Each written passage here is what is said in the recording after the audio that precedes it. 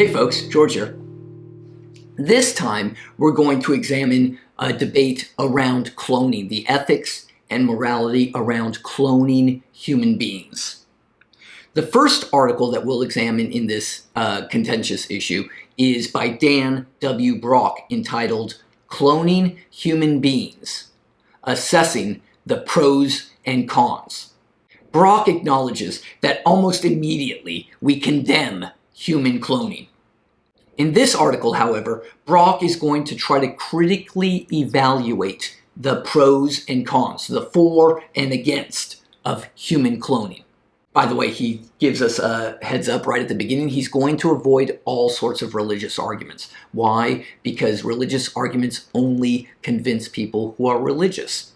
For those people who are not religious, religious arguments are not very meaningful.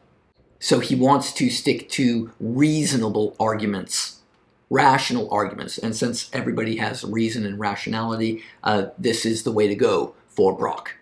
By the way, human rights is some kind of idea that both sides appeal to.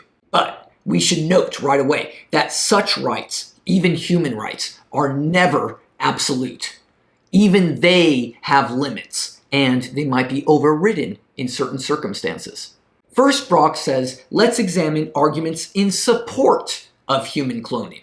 Well, if you like liberty, like John Stuart Mill or Immanuel Kant or any number of other philosophers, then people ought to be free to do what they wish as long as they don't harm others. This might be included in the right to reproductive freedom, that is, the right to have children. We already use medical technology to help the right to reproductive freedom. For example, in vitro fertilization. Now, some people might say, yeah, but human cloning isn't the same as in vitro fertilization. The only problem should be, from a liberty perspective, from a perspective that values liberty, the only problem should be, does it harm anybody else?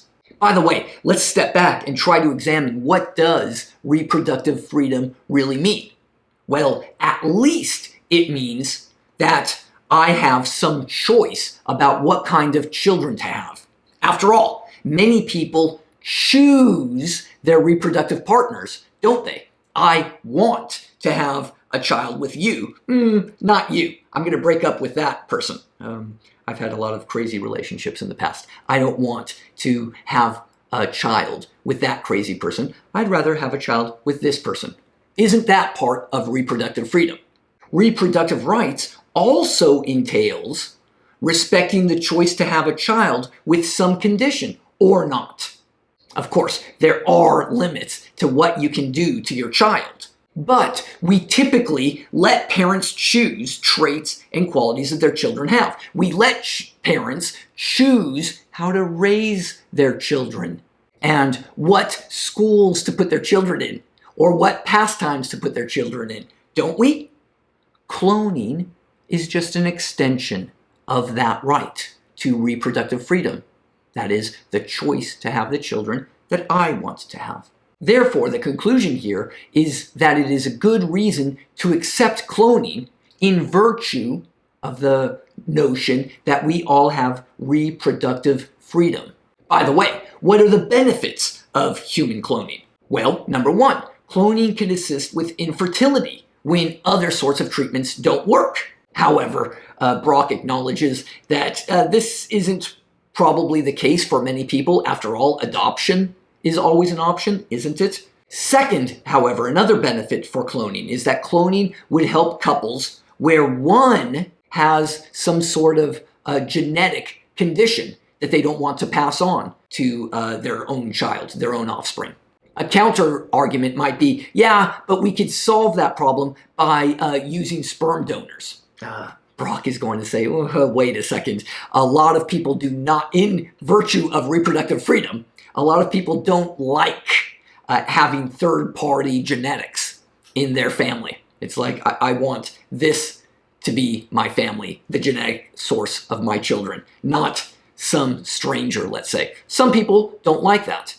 In virtue of reproductive freedom, we ought to respect that. A third benefit of human cloning would be that parents could create a perfect twin, a perfect genetic twin, for organ donations as an organ donor. This is usually frowned upon as it treats the cloned child, the cloned twin, as a means. That is, we are creating you so that we can use your organs. Brock says, wait a second, back up a little bit. After all, the clone will still be loved as a person in and of herself. So to retort to that Kantian sort of counter-argument, the cloned twin would not be merely a means, but would still be loved and respected and treated as a child and as a person in and of herself. A fourth benefit of human cloning, according to Brock, would be that parents could clone someone with special meaning. For example, a lost child. Brock acknowledges, wait, this is confused, right? This isn't the best reason at all. After all, the clone is its own person, right? It is not the lost person over there, right? And by the way, I feel like there's enough horror movies that do this sort of thing, trying to clone people and then they become their own person, right? Even more, any other child, not a clone, could equally replace or symbolize a lost child. So this is not the benefit that Brock really sees much value in. Now that we've examined some of the arguments in favor of human cloning, Brock says, let's examine some of the arguments against human cloning. Well, the first one is that human cloning violates some kind of human right. What could this possibly mean? What kind of human right might this be? Well, he looks at two different options. One would be that we all have a right to a unique identity. Brock says, but wait a second, this doesn't violate the right to a unique identity. Again, a cloned human being is her own person still. By the way, Brock reminds us, there are already human beings with genetically identical composition. They're called identical twins. We don't think that the existence of identical twins, somehow the twins violate each other's right to a unique identity. Of course not, because even in the case of identical twins who do have identical genetic information, they are still unique individual persons, aren't they? We all agree to that. Why do we agree to that? Because two identical twins are still free to develop their own unique personality and identity. Now, what about some other kind of human right that opponents of human cloning pose? Something like the right to be ignorant about the future.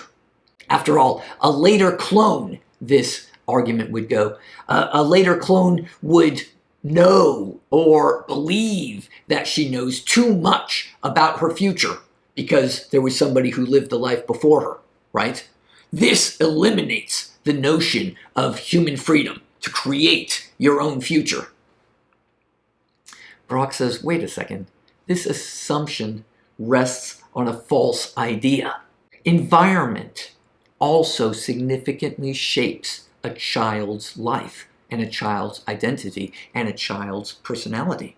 A right is not violated if some assumption is clearly false, like the fact that I believe that my life has already been written for me. You could believe whatever you want. That still doesn't violate your right to choose how to live.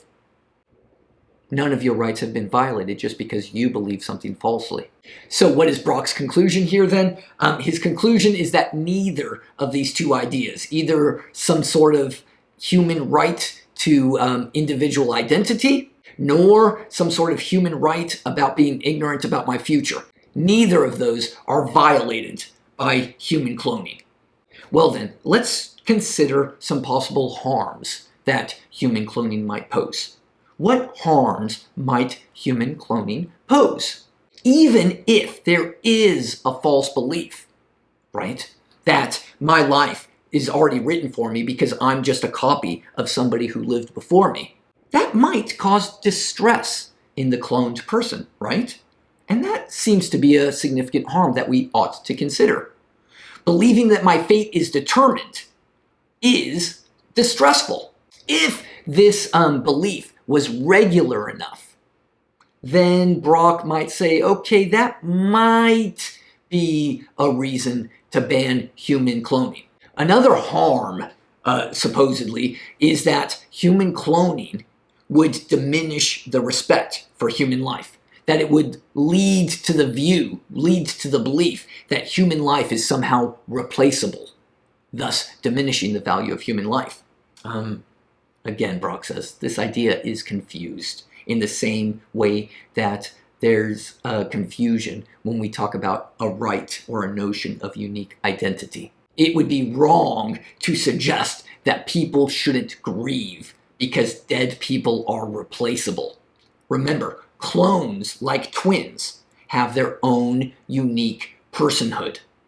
They're not replaceable, and they're not replacing previously living people.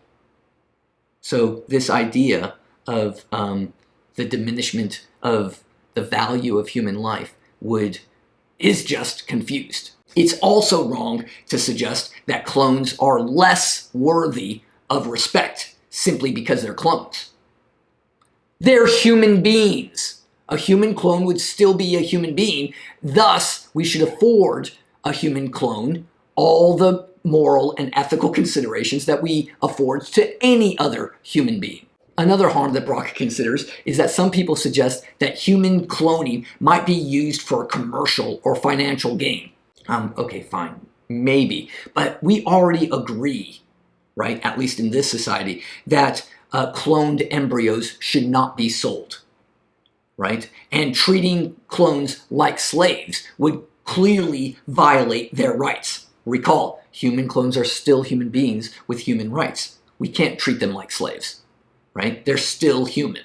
Now, this is where I admire Brock's intellectual humility here. He says, even though most of the arguments that he examines here are, when you weigh them, it seems to support or be in favor of the ethics of human cloning. Brock admits this is all tentative and provisional, right? To be sure, human cloning isn't so central to anybody's notion of reproductive rights or reproductive freedom, right? Nor does human cloning really fulfill any human need. All that said, however, human cloning does not seem to violate any rights, any kind of human rights either. It seems that there might be some social harms that we considered, such as the distress from having the false belief that I've got my future determined for me. We have to weigh that and how heavy, morally speaking, ethically speaking, how heavy should that consideration weigh on our moral and ethical considerations. That's for you to decide. See you next time, where we will discuss an article that concludes that human cloning is immoral and unethical. Bye-bye.